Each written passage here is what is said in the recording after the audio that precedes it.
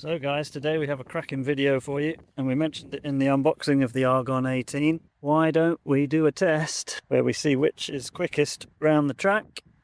And we're at the York Sport track at the moment.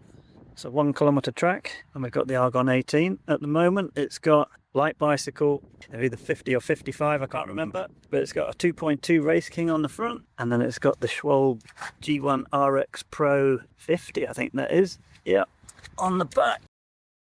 But then we've got the Aeroad, the Canyon Aeroad that we unboxed, must be about a year ago, if no, longer than that, 2 years ago. You can find that on my channel somewhere. So we have an unboxing for both these bikes. So we're going to do 4 laps of the track 3 times, Antimatter with the big gravel tyres on, gravel wheels, and that's going to be our control time, the Canyon Aeroad. And this has got reserve 63, 52 up front with the Archetype Continental 30mm tyres on, and this belongs to Joe Schiller, who is a racer up in Yorkshire, and we'll talk about him in a minute. He's going to be doing this test for us. So they're the bikes. So with all the excitement at the track, what I forgot to mention there was that we'll also do a run where the Argon 18 Antimatter will have the reserve wheels on with the Archetype tyres, and obviously that will be the run we're really comparing that against the Aeroad. Speak of the devil, there he is, ready to roll. Ignore the hairy legs. Ignore the hairy legs. Just watch these bikes because that one blew over a second ago. Right then, Joe. So just to put this into context, we did a test the other day where you rode the Argon 18 with the reserve wheels, was it? Yeah, with those reserves. Yeah. And which race was that? That was the Yorkshire Crit Championships, which I won.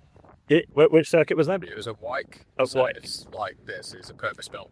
So it's pretty windy here tonight, so we're actually going to put the bikes against the fence because they're getting blown over. Best laid plans. Right, so you actually rode the Argon 18, which is a gravel bike, Aero gravel bike, Antimatter, at the Wyke, was it Yorkshire Crit Championships? Yep. You did? Yep. And you won the race? Yeah, I did. And how did it feel? It felt good. It feels just like a normal road bike. The only difference I felt is the slightly longer rake and wheelbase.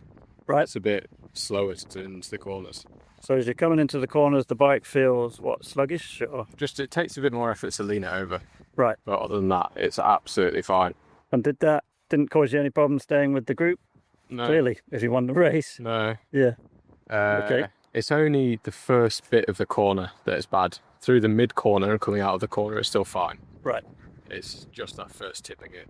And with the reserve wheels on it, did we weigh the bike? Got to weigh the bike. Right. I'll weigh it. I can weigh it. Okay, we'll weigh it back at base. Okay, so you raced it with a gravel gearing on? Yep. And you weren't undergeared? No, not undergeared. It's a really tight technical circuit with a bit of a climb in it. Right. So on the descent, I was probably in the 46.10. The average speed of the race was only 39 an hour, so we were never going. There was never a prolonged duration of flat out 50k an hour. So actually the one by was better because there's a cobbled climb in it. Okay. The chain retention with the gravel derailleurs is better than, say, the Duros one, super loose and laggy. Right. On the cobbled climb it was better. Right. Cool. Okay, so today's test is basically to see, or to answer that question, can you have one bike that does full-blown chain gangs racing, crit racing, and you're actually racing this on Sunday at the Dolby Grit, right? Yep. Yeah, proper gravel race. Proper gravel race. Racing down set up those tyres. Yep, this setup, these tyres, light bicycle wheels. Yeah, so that's going to be the Dolby Grit. So today's test is to see whether you could just have this bike and you won't need the Aeroad anymore. So I'll take the Aeroad. They're a bit small for me. Yeah. Right. Okay, I think we need to get a show on the road. The test is underway. Here he comes. The Aeroad.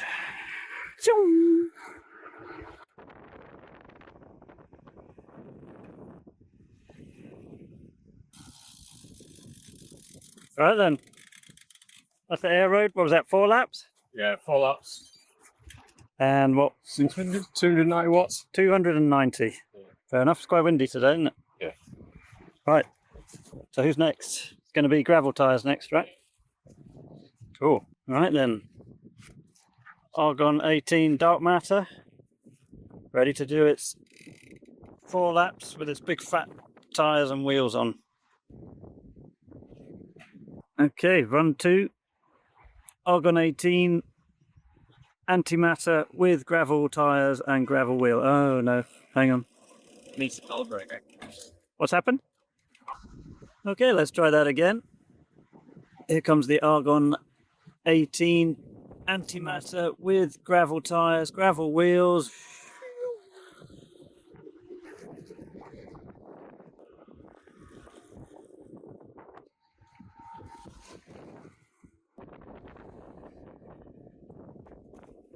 How did that feel?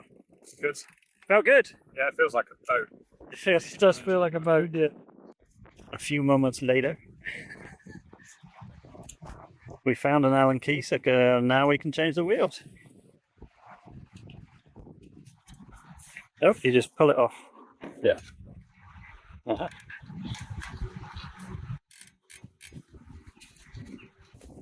Just rip it off. Stick on another one. That's the SRAM one. That was a Shimano one.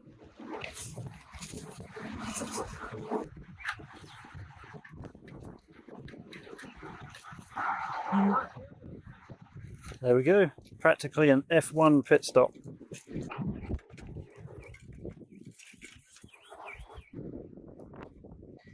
There you go. Right, there we go. So that's pretty much what you have to do if you are going to have one bike. Right then, this is the exciting run. Let's see how we get on. Here we go, the Argon 18 Antimatter with road wheels. It's away.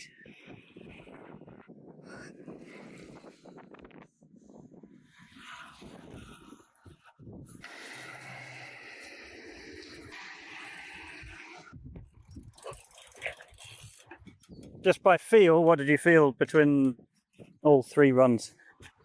That's still the snappiest. Yeah. It feels like the best out of the saddle. Right. And it still feels the best around the hairpin. Yeah. But that with the road tyres doesn't feel a million miles away. Really? Yeah. The positions feel good. They're both pretty much identical. Right.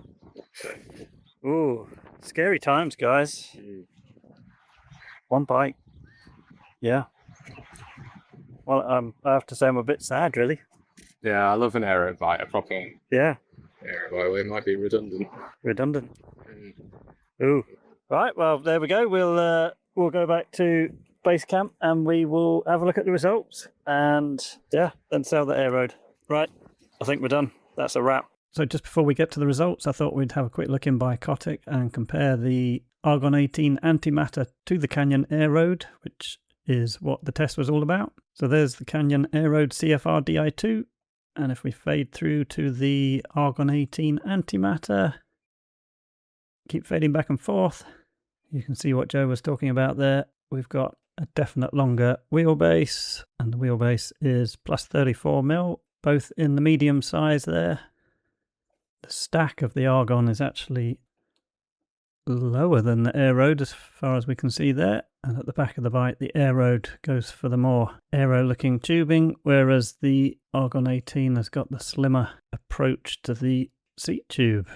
So clearly, the Antimatter is designed for gravel, as we can see there. As I was looking into this, I was thinking, what does this remind me of a bit here? And I decided that possibly it's the Propel. A little bit similar there. Going for the slimmer aero approach. But then I was thinking about, where does this design feature come from with the dropped seat stays and this flat bit here? Presumably that's more aero. And of course, Argon do have that on their road bike, the Nitrogen Pro, as you can see there, which you can also see on their time trial bike a bit. Similar-ish, I guess. But then I was looking through TT bikes, and you can see that the Trek Speed Concept has a very similar feature there. And in fact, I can even trace it back further. This is a bike from 2020, the Shiv from Specialized. And we can see it there. Now, I'm sure there's bikes maybe with it before this one, and if you happen to know what it is, then comment down below. Right, let's get to the results. So here we go, the bit you've all been waiting for, the results. So what did we do? We tested the Canyon Aeroad versus the Argon 18 Antimatter. Same rider, same legs. We held 290, well, Joe held 290 watts. It was pretty flat. So the only thing we changed was obviously the bike and then the wheels and tyres. And we did it on a 1 kilometre circuit, which, as I said, was pretty flat. 290 watts. Each of the time runs was 4 laps of that track, and the only variable was the bike. Well, in an ideal, that would be the only variable. Obviously, there was other things, like there was a kid riding around the track as well, which Joe had to dodge a few times. It was very windy, but yeah, that's as close as we were ever going to get it. So the headlines. As we all expected, the Canyon Aeroad was the quickest. It went round 4 laps at 290 watts at 24.7 miles an hour. Next up was the Antimatter with the big fat gravel tyres on, and that did it at 23.9 miles an hour. And then, of course, we did the Antimatter with the wheels off the Canyon Aeroad on it,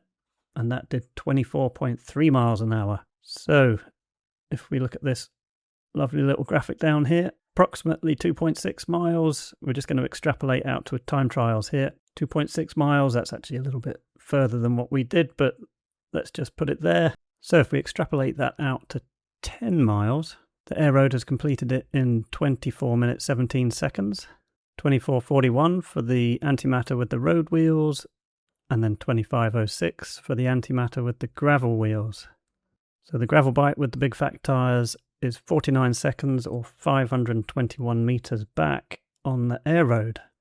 And if we take that all the way out to 40 miles, you can see that with the gravel wheels, you are going to be 3 minutes 15 seconds down on the Aeroad. And if you've got the road wheels on with the road tyres on the Antimatter, you will be approximately 1 minute 36 down on the Aeroad. So what you'll notice there, and I wondered if this was an anomaly to start with, but I did recheck the maths, and I have to sort of think about this because it's a bit confusing. But half the time is made up by the tyres and half the time by the frame. I think that makes sense. Like I've said before in many of my videos, I'm no mathematician, but it does appear to be pretty close to half and half. You run the gravel tyres, you're going to lose twice as much time as if you still have the gravel frame, but you put the road wheels on it. Have I explained that properly? Does that make sense?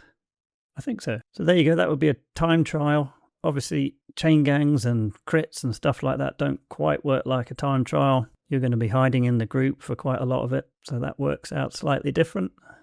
But I think this gives a pretty good idea of what you're losing out on by just having one bike, and it's maybe not as much as you would have imagined. 1.5 minutes over 40 miles for one expensive bike, or claim that time back and get 2 expensive bikes.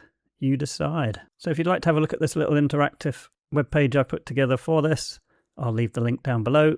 Help yourself, come and have a look. It's as close to accurate as I can get it, but if you spot any issues with it, then do let me know. And thanks to Joe for doing the test and lending us the bikes. Check out Joe's website down below. I'll put the link down below. His company, Rogue Cycling Club, actually sells the Argon 18s and also the light bicycle wheels. Check out the website. And if you like the video, give it a thumbs up. If you haven't subscribed to the channel, then why not? Subscribe. Until next time.